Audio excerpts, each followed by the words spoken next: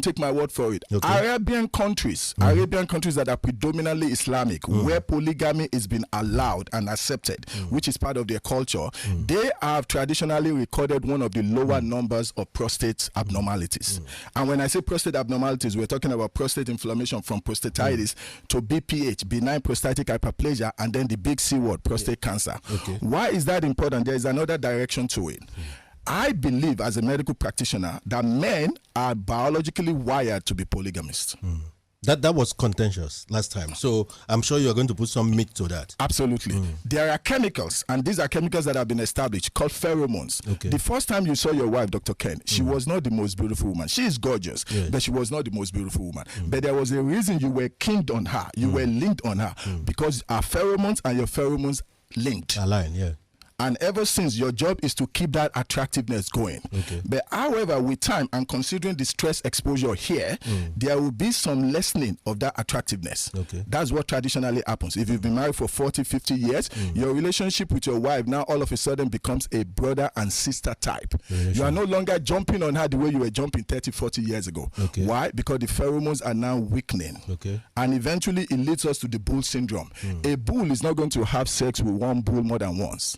Variety is the spice. Variety is what creates men with pheromones.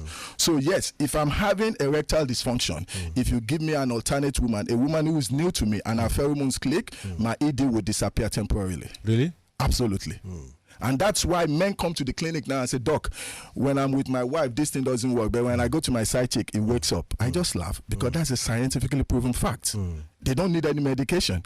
And yet we live in a society where we are so tied to one man, one woman. Who said that? That was for economic reason. It's on African. Driven by religion, isn't it? Absolutely. So another word that was contentious was the side chick. Yes. So to make it better, do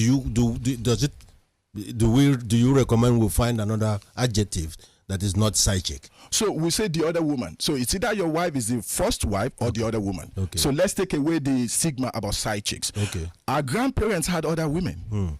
So is there any link to that? Were they less protected from this pandemic or prostate Absolutely, cancer? Dr. Ken. Yes. Men with more than one wife tends to live longer. Don't take my word for it. The research is abundantly clear. Go on Google. Men with 2, 3 wives tend to live an average of 7.5 longer than men with one man, one woman. One man, one woman, that man's sexual activity is going to decrease after the age of 50. So let me get you right. Are you saying that if you have more than one wife, you are likely to live longer? You absolutely. So it's in the interest of the woman to allow that democracy and deregulation happen, isn't it? Absolutely, Dr. Ken. And let's look at it from the practical angle. My wife is not willing to give me 21 times a month. Okay. She's got 5 days of menses she has to deal with. There are days she has to deal with the kids. There are days of headache. There are days where my schedule just doesn't permit it. However, if she's able to give me 5 or 7 times and then outsource the other one to the other woman, it benefits both of us. Legitimately. Yeah.